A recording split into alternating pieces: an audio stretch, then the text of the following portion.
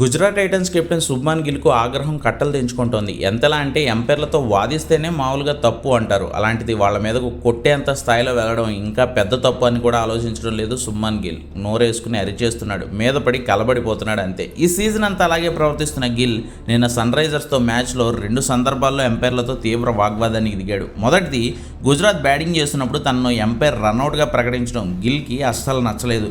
హర్షల్ పటేల్ వేసిన త్రోను పిక్ చేసిన క్లాసెన్ గిల్ వచ్చేలోపు స్టంప్స్ని గిరాటేశాడు. అక్కడ వరకు ఓకే.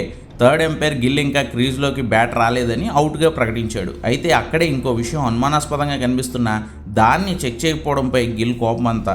గిల్ రాకముందే క్లాసెన్ స్టంప్స్ అయితే గిరాటేసాడు, కానీ బాల్ కంటే ముందే తన గ్లౌజ్తో స్టంప్స్ని క్లాసెన్ తోస్తున్నట్లు కనిపిస్తోంది.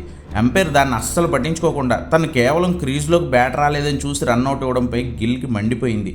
డగౌట్ దగ్గర ఉండే 4th ఎంపైర్తో గొడవకు దిగాడు గిల్. ఎంత కోపం అంటే ఆల్మోస్ట్ కొడతాడే ఏంటి అనిపించింది. అలా అరిచాడు అతని మీద. తర్వాత సన్ రైజర్స్ బ్యాటింగ్ చేస్తున్నప్పుడు అభిషేక్ శర్మ కాళ్లను నేరుగా బాల్ తాగితే గుజరాత్ ఆటగాళ్ళు అప్పీల్ చేశారు. ఎంపైర్ దాన్ని నాట్అవుట్గా ప్రకటించాడు. ఇంతో రివ్యూకి వెళ్ళింది గుజరాత్. రివ్యూలో అసలు బాల్ పిచ్ కాకుండా నేరుగా లో ఫుల్ టాస్ బాల్ అభిషేక్ కాళ్ళకి తగిలినట్లు స్పష్టంగా కనిపిస్తోంది.